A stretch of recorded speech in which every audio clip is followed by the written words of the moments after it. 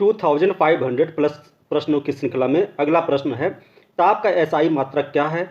आपका right answer होगा option A, ताप का एसआई मात्रक केल्विन होता है। अगला प्रश्न है, जड़त्व का गुण, ऑप्शन ए आपका राइट आंसर है, यह प्रत्येक वस्तु में होता है। लॉ ऑफ इनर्शिया के अनुसार जड़त्व का गुण प्रत्येक वस्तु में होता है। अगला प्रश्न है, कार्य का एसआई मात्रक क्या है? आपका राइट आंसर है ऑप्शन ए, जूल कार्य का एसआई मात्रक है। नेक्स्ट क्वेश्चन है, एक अश्वशक्ति बराबर होता है, एक अश्वशक्ति बराबर होता है 746 वाट। आपका बी आपका राइट आंसर है 746 वाट। अगला प्रश्न है, न्यूटन के किस नियम से बल का व्यंजक प्राप्त होता है? आपका सही उत्तर होगा द्वितीय नियम के अनुसार। न्यूटन ने कुल तीन नियम दिए थे, जिसमें द्वितीय नियम के अनुसार बल का व्यंजक प्राप्त होता है, जहां F यानी बल बराबर होता है ma, m होता है मास, a होता है त्वरण, F बराबर होता है ma। इस सूत्र से बल का व्यंजक प्राप्त होता है। अगला प्रश्न है, पृथ्वी की सतह से ऊपर जाने पर, आपका ऑप्शन ए राइट आंसर होगा, दाब घटता है। जैसे जैसे हम पृथ्वी के सतह से ऊपर जाएंगे वैसे वैसे वायुमंडलीय दाब हमारे ऊपर घटता जाएगा, और जैसे हम वायुमंडल के क्षेत्र से निकल जाएंगे वायुमंडलीय दाब हमारे ऊपर लगभग 0 हो जाएगा। इसलिए पृथ्वी की सतह से जैसे जैसे हम ऊपर जाएंगे वैसे वैसे हमारे ऊपर वायुमंडलीय दाब या दाब घटता जाएगा। अगला प्रश्न है, पृथ्वी के तल का पलायन वेग कितना होता है? यहाँ ऑप्शन सी आपका राइट आंसर है, ये होता है 11.2 किलोमीटर प्रति सेकंड। यानी पृथ्वी का पलायन वेग 11.2 किलोमीटर प्रति सेकंड होता है। पलायन वेग होता क्या है? वह वेग या वह मिनिमम वेग जिसके स्पीड से अगर कोई वस्तु यहाँ से छोड़ी जाए तो वो पृथ्वी के गुरुत्वाकर्षण क्षेत्र में ना रहकर पृथ्वी के गुरुत्वाकर्षण क्षेत्र से बाहर निकल जाती है, उसको पलायन वेग कहते हैं। जैसे यहाँ जितने भी उपग्रह छोड़े जाते हैं पृथ्वी से, वो पृथ्वी के पलायन वेग से कम रहता है उसका वेग, इसलिए वो पृथ्वी की चारों तरफ चक्कर लगाते रहते हैं। अगर उनका वेग पलायन वेग यानी 11.2 किलोमीटर प्रति सेकंड या उससे ज़्यादा हो जाए तो पृथ्वी के गुरुत्वाकर्षण क्षेत्र से बाहर निकल जाएंगे। अगला प्रश्न है, पानी की बूंदों के गोल होने का कारण है? आपका राइट आंसर होगा ऑप्शन बी, पृष्ठ तनाव। पृष्ठ तनाव के कारण आपने देखा होगा कि अगर कहीं पानी की एक बूंद गिर जाती है तो गोल दिखती है। अगला प्रश्न है, झूला झूलती हुई किसी लड़की की बगल में कोई दूसरी लड़की आकर बैठ जाए तो आवर्तकाल पर क्या प्रभाव पड़ेगा? अगर किसी लड़की के बगल में कोई दूसरी लड़की बैठ जाए तो झूला उसी गति से झूलता रहेगा, इसलिए आवर्तकाल में कोई प्रभाव नहीं पड़ेगा, आवर्तकाल अपरिवर्तित रहेगा। सी आपका राइट आंसर होगा, अपरिवर्तित रहेगा। अगला प्रश्न है, गर्मियों में लोलक की लंबाई बढ़ जाने पर उसके आवर्तकाल, निश्चित सी बात है गर्मियों में अगर कोई लोलक इस तरह टांगा हुआ है, अगर उसकी लंबाई बढ़ जाती है तो निश्चित उसका आवर्तकाल आपका बढ़ जाएगा, इसलिए आंसर आपका ये राइट आंसर है, उसका आवर्तकाल बढ़ जाएगा। अगला प्रश्न है, ध्वनि तरंग है, ध्वनि तरंग आपका इस तरह से गति करती है, इसलिए ये एक अनुदैर्ध्य तरंग है। आपका ऑप्शन ए राइट आंसर होगा, अनुदैर्ध्य तरंग।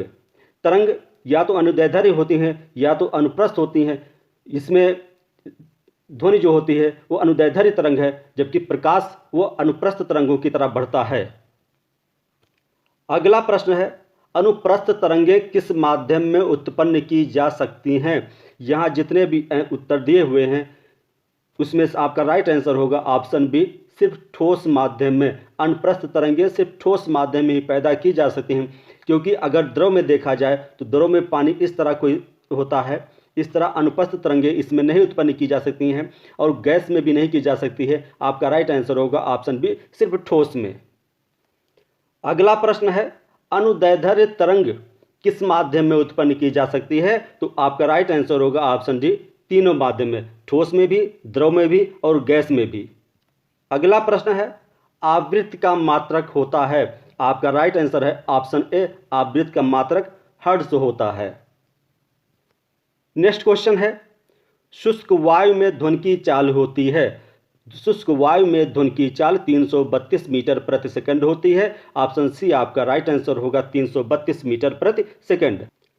अगला प्रश्न है, स्त्रियों की ध्वनि पतली होती है, क्यों? स्त्रियों की ध्वनि उसके तारत्व के कारण पतली होती है, तो आपका आंसर होगा ऑप्शन ए, स्त्रियों की ध्वनि तारत्व के अधिक होता है, इसी कारण वो पतली होती हैं।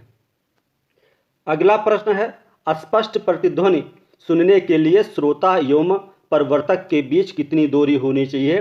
तो प्रतिध्वनि वो ध्वनि कहलाती है जैसे अगर हम कहीं बोलें तो वो वापस लौटकर फिर हमें सुनाई पड़ जाए, वो प्रतिध्वनि होती है। जैसे एक कमरे में अगर आप बोलते हैं तो वो ध्वनि वापस हमें दोबारा नहीं सुनाई पड़ती है, लेकिन अगर हॉल बहुत बड़ा हो या किसी गुफा में अगर आप बोलें तो वो प्रतिध्वनि हमें दोबारा वही शब्द फिर से सुनाई पड़ते हैं, वही प्रतिध्वनि होती है। और इसके लिए न्यूनतम दूरी 17 मीटर होनी चाहिए। अगर 17 मीटर से कम है तो हमें प्रतिध्वनि नहीं सुनाई पड़ेगी, तो आपका आंसर ऑप्शन बी होगा 17 मीटर। अगला प्रश्न है, निम्न में से किस विद्युत चुंबकीय तरंग की वेधन क्षमता सर्वाधिक होती है? आपका राइट आंसर है ऑप्शन सी, गामा किरणें। गामा किरणें हल्की होती हैं, इसलिए उनकी वेधन क्षमता अन्य किरणों की अपेक्षा ज़्यादा होती है। अगला प्रश्न है और बहुत महत्वपूर्ण प्रश्न है, किस तापमान पर सेंटीग्रेड एवं फ़ारेनहाइट तापमापियों का मान एक समान होते हैं? आपका उत्तर होगा option B, -40 degree centigrade. -40 degree centigrade और -40 डिग्री फ़ारेनहाइट दोनों ही बराबर होते हैं। जैसे आदमी का जो ताप होता है शरीर का वो 37 डिग्री सेंटीग्रेड होता है, और जबकि अगर फ़ारेनहाइट में नापा जाए तो वो 98.6 डिग्री फ़ारेनहाइट होता है। इसका अर्थ होता है कि 37 डिग्री सेंटीग्रेड जो होता है वो 98.6 डिग्री फ़ारेनहाइट होता है। लेकिन अगर ये देखा जाए तो ये किस संख्या पर दोनों में बराबर संख्या आएगी, तो ये होता है -40 डिग्री सेंटीग्रेड बराबर -40 डिग्री फ़ारेनहाइट होता है। तो आपका उत्तर होगा -40 डिग्री सेंटीग्रेड। अगला प्रश्न है, ऊष्मा का एसआई मात्रक क्या है? तो चाहे ऊष्मा हो, कार्य हो या इन सब में एक एसआई मात्रक होता है, वो आपका होता है ऑप्शन सी, जूल। ऊष्मा का एसआई मात्रक जूल होता है। अगला प्रश्न है, मानव शरीर का ताप कितना होता है? यहाँ ऑप्शन ए में दिया है 37 डिग्री सेंटीग्रेड, ऑप्शन बी में दिया है 98.6 डिग्री फ़ारेनहाइट, और ये दोनों सही होते हैं। अगर सेंटीग्रेड स्केल में नापा जाए तो मनुष्य के शरीर का ताप 37 डिग्री होता है, अगर वही फ़ारेनहाइट स्केल में नापा जाए तो 98.6 डिग्री फ़ारेनहाइट होता है। इसलिए आपका राइट आंसर होगा ऑप्शन डी, ए और बी दोनों सही हैं। यानी मनुष्य के शरीर का ताप डिग्री सेंटीग्रेड में 37 डिग्री होता है और फ़ारेनहाइट में 98.6 डिग्री फ़ारेनहाइट। अगला प्रश्न है, किस ताप पर पानी का आयतन न्यूनतम एवं घनत्व अधिकतम होगा? जब आयतन न्यूनतम होगा तो घनत्व अधिकतम होगा ही, और ये होता है 4 डिग्री सेंटीग्रेड पर। 4 डिग्री सेंटीग्रेड पर पानी का घनत्व अधिकतम हो जाता है और आयतन न्यूनतम हो जाता है। जैसे पानी का ताप 4 डिग्री से ऊपर बढ़ेगा उसका आयतन बढ़ता जाएगा, और 4 डिग्री से जैसे नीचे घटेगा तब भी उसका आयतन बढ़ता जाएगा। इसलिए कभी आपने अक्सर देखा होगा कि जो बर्फ़ है वो पानी पर तैरती रहती है। बर्फ़ पानी पर इसलिए तैरती रहती है क्योंकि बर्फ़ का जो घनत्व है वो पानी से कम होता है, क्योंकि 4 डिग्री से जैसे हम नीचे जाएंगे वैसे ही पानी का ताप आयतन बढ़ता जाएगा, और जब पानी बर्फ बन जाती है तो उसका आयतन थोड़ा ज़्यादा होता है, इसलिए वो पानी पर तैरती रहती है। अगला प्रश्न है, निम्नलिखित में से किस पदार्थ की विशिष्ट ऊष्मा सबसे अधिक होती है? आपका उत्तर होगा ऑप्शन सी, पानी। पानी की विशिष्ट ऊष्मा सबसे अधिक होती है। अगला प्रश्न है, न्यूनतम संभव तापमान कितना हो सकता है? तो आपका उत्तर होगा 0 डिग्री केल्विन या -273 डिग्री सेंटीग्रेड। आपका ये आपके ऑप्शन बी में है, तो ऑप्शन बी आपका राइट आंसर हो जाएगा। न्यूनतम संभव तापमान -273 डिग्री सेंटीग्रेड या 0 डिग्री केल्विन। अगला प्रश्न है, ठोस में ऊष्मा का संचरण मुख्यतया किस विधि से होता है? तो ठोस में ऊष्मा का संचरण मुख्यतया चालन विधि से होता है। द्रव और गैस में ऊष्मा का संचलन संवहन विधि से होता है। अगर कोई माध्यम ना हो तो वहाँ विकिरण विधि से ऊष्मा का संचलन होता है। आपका उत्तर हो जाएगा ऑप्शन सी, चालन। अगला प्रश्न है, उबलते जल की अपेक्षा भाप से जलने पर अधिक कष्ट होता है, क्योंकि जल की अपेक्षा भाप की गुप्त ऊष्मा ज़्यादा होती है, जिसके कारण अगर जल में आप हाथ डालें तो कम जलेंगे, लेकिन अगर वही भाप लग जाती है तो ज़्यादा जलन होती है। आपका आंसर होगा ऑप्शन बी, अधिक होती है। अगला प्रश्न है, सूर्य से पृथ्वी पर ऊष्मा का संचरण किस विधि से होता है? आपका उत्तर होगा ऑप्शन सी, विकिरण विधि से। सूर्य से ऊष्मा का संचरण पृथ्वी तक विकिरण विधि से होता है। अगला प्रश्न है, प्रकाश है, तो प्रकाश आपका कभी कभी अनुप्रस्थ तरंगों की तरह भी काम करता है और कभी कभी विद्युत चुंबकीय तरंगों की तरह भी काम करता है। इसलिए आपका आंसर होगा ऑप्शन डी। ए और सी दोनों सही हैं, यानी ये विद्युत चुंबकीय तरंग भी है और अनुप्रस्थ तरंग भी है। अगला प्रश्न है, किस रंग के प्रकाश का प्रकीर्णन सबसे अधिक होता है? आपका उत्तर होगा ऑप्शन ए लाल रंग के। यहाँ आपका एक शब्द छूट गया है, किस रंग के माध्यम में, माध्यम, यानी अगर वो माध्यम लाल रंग का है तो वहाँ से कोई प्रकाश गुजरेगा तो उसका प्रकीर्णन सबसे कम होगा। अगर वो माध्यम बैगनी है तो वहाँ प्रकाश गुजरेगा तो उसका प्रकाश का प्रकीर्णन सबसे अधिक होता है। इसका अर्थ है कि अगर माध्यम लाल है, अगर वहाँ से प्रकाश गुजर रहा है तो उस प्रकाश का प्रकीर्णन सबसे अधिक होगा। यानी लाल रंग माध्यम है तो प्रकाश का प्रकीर्णन सबसे अधिक होगा। अगला प्रश्न है, किस रंग के प्रकाश का अपवर्तनांक सबसे अधिक होता है? यहाँ आपका उत्तर होगा ऑप्शन ए बैगनी। बैगनी रंग के प्रकाश का अपवर्तनांक सबसे अधिक होता है। एक बार आप इस पर फिर से ध्यान दे दीजिए। अगर माध्यम लाल है तो प्रकाश का प्रकीर्णन सबसे अधिक होता है, लेकिन यहाँ ये है कि जो लाल रंग का प्रकाश होता है उसका प्रकीर्णन सबसे कम होता है। लेकिन अगर उसी को माध्यम बना दिया जाए तो उस माध्यम में प्रकाश का प्रकीर्णन बढ़ जाएगा। लेकिन अगर वो प्रकाश का रंग खुद ही लाल है तो उस लाल का प्रकीर्णन सबसे कम होगा। इस बात को ध्यान दीजिएगा, क्योंकि दोनों में एक दूसरे के उल्टे आ रहे हैं। जब वही माध्यम बन जाता है तो प्रकाश के प्रकीर्णन को बढ़ा देता है, लेकिन अगर वही खुद प्रकाश हो, यानी प्रकाश खुद लाल हो, तो उसका प्रकीर्णन सबसे कम होगा। लेकिन अगर वही माध्यम लाल हो जाता है तो प्रकीर्णन उसका बढ़ जाता है। अगला प्रश्न है, आकाश का रंग नीला क्यों दिखाई पड़ता है? आपका उत्तर होगा ऑप्शन बी प्रकाश का प्रकीर्णन। हमने आपको बताया लाल रंग के प्रकाश का प्रकीर्णन सबसे कम होता है, बैगनी रंग के प्रकाश का प्रकीर्णन सबसे अधिक होता है। प्रकाश का प्रकीर्णन बैगनी रंग से सबसे अधिक होने के कारण वो आकाश का रंग नीला दिखाई पड़ता है, लेकिन लाल रंग का प्रकाश सबसे कम प्रकीर्णन होता है। इसलिए आपने देखा होगा सुबह या शाम बैगनी रंग तो प्रकीर्णित होकर चारों तरफ फैल जाता है, लेकिन लाल रंग नहीं प्रकीर्णित हो पाता है। इसलिए सुबह और शाम आप देखिए सूरज लाल रंग का दिखता है। क्यों दिखता है? क्योंकि लाल का प्रकीर्णन सबसे अधिक होता है, और बाकी आसमान नीला दिखता है क्योंकि बैगनी रंग प्रकीर्णित होकर ज़्यादा फैल जाता है, इसलिए पूरा आसमान नीला दिखता है। अगला प्रश्न है, पूर्ण आंतरिक परावर्तन के उदाहरण हैं। तो पूर्ण आंतरिक परिवर्तन के उदाहरण हीरे का चमकना भी है, रेगिस्तान में मारीचिका का बनना भी है, कांच में आई दरार का चमकना भी है। रेगिस्तान में मारीचिका का मतलब ये होता है, कभी कभी हम रेगिस्तान में जाते रहते हैं और धूप के कारण हमें ये लगता है इतनी ज़्यादा गर्मी होती है कि नीचे की जो हवा होती है वो बहुत ज़्यादा गर्म हो जाती है, तो हमें लगता है सामने भ्रम कि कहीं पानी होगा या कुछ ऐसा होगा। या कभी कभी आप सड़कों पर भी चलते रहिए तो आपको पर यहाँ भी थोड़ा बहुत कभी कभी मारीचिका का अनुभव होता है कि सामने की सड़क थोड़ी सी गीली है या पानी पड़ा हुआ है, इसी को मारीचिका कहते हैं। और ये सब कुछ होता है पूर्ण आंतरिक परावर्तन के कारण। अगला प्रश्न है, वाहनों की हेडलाइट में किस दर्पण का उपयोग होता है? आपका उत्तर होगा ऑप्शन ए अवतल।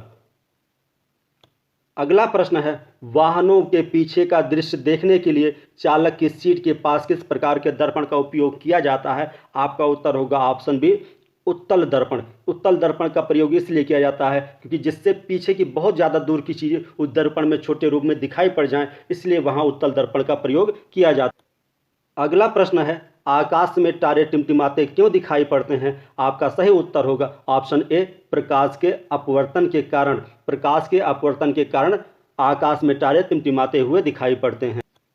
अगला प्रश्न है, सूर्य से प्राप्त रंगों में किस रंग का विक्षेपण सबसे अधिक होता है? तो आपका उत्तर होगा ऑप्शन डी बैगनी।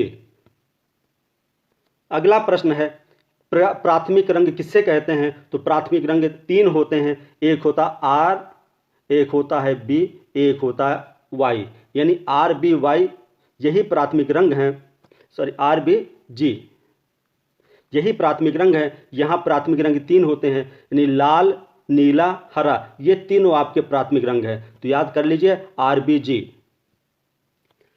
अगला प्रश्न है, निकट दृष्टि दोष को दूर करने के लिए किस लेंस का प्रयोग किया जाता है? आपका ऑप्शन बी राइट आंसर होगा अवतल लेंस। निकट दृष्टि दोष में प्रतिबिंब रेटिना से पहले बनता है, यानी दूर की वस्तुएं हमें साफ नहीं दिखाई पड़ती हैं। इसको दूर करने के लिए उस प्रतिबिंब को रेटिना पर बनाना पड़ता है, उसके लिए किरणों को फैलाकर दूर ले जाना पड़ता है, और इसमें सबसे उपयुक्त होता है अवतल लेंस। इसलिए आपका उत्तर होगा अवतल लेंस। अगला प्रश्न है, दूरदृष्टि दोष दूर करने के लिए किस प्रकार के लेंस का प्रयोग किया जाता है?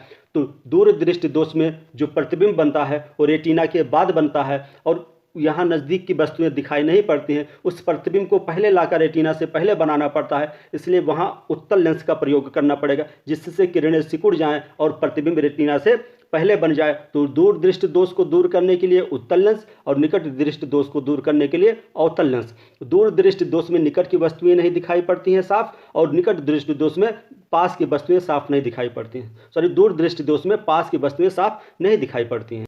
यहाँ दोनों एक दूसरे के उल्टे हैं। दृष्टि दोष दूर है तो निकट की वस्तु नहीं दिखाई पड़ेगी, और अगर दूर दृष्टि दोष नज़दीक का है तो उसमें दूर की वस्तुएं नहीं दिखाई पड़ेंगी।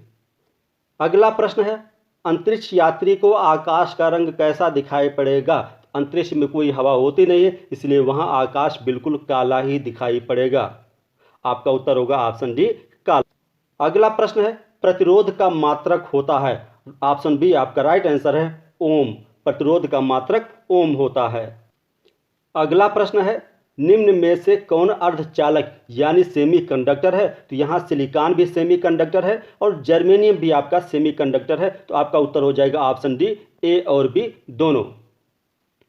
यहाँ अगला प्रश्न है, किसी पदार्थ का वह सूक्ष्मतम कण जिसका विभाजन नहीं हो सकता है कहलाता है? ऑप्शन बी आपका राइट आंसर होगा, वो कहलाता है अणु। अगला प्रश्न है, पदार्थ के परमाणुवाद के प्रणेता कौन है? तो यहाँ आपका राइट आंसर होगा ऑप्शन डी, डाल्टन। पदार्थ के परमाणुवाद के प्रणेता डाल्टन है। नेक्स्ट क्वेश्चन है, रेडियो सक्रियता का पता सर्वप्रथम किसने लगाया था? तो आपका ऑप्शन डी राइट आंसर होगा, हेनरी बैकरेल या हेनरी बैकरेल। सर रेडियो सक्रियता का सबसे पहले पता हेनरी बैकरेल ने लगाया था। अगला प्रश्न है, कपूर को निम्न में से किस विधि से शुद्ध किया जाता है? तो आपका राइट आंसर है ऊर्ध्वपातन विधि। ऊर्ध्वपातन विधि ऐसी विधि होती है जहां दो पदार्थ मिले होते हैं, अगर उनको गर्म किया जाए एक पदार्थ सीधे सीधे भाप बन जाता है और दूसरा पदार्थ ठोस ही बना रहता है। अगर ऐसे पदार्थों को अलग करना हो तो ऊर्ध्वपातन विधि का प्रयोग करते हैं, इसलिए कपूर को ऊर्ध्वपातन विधि से अलग किया जाता है। अगला प्रश्न है, परमाणु के नाभिक में उपस्थित प्रोटॉनों की संख्या को क्या कहा जाता है? तो परमाणु में उपस्थित नाभिक में प्रोटॉनों की संख्या को उसका परमाणु क्रमांक कहा जाता है। ऑप्शन सी आपका राइट आंसर है, परमाणु क्रमांक।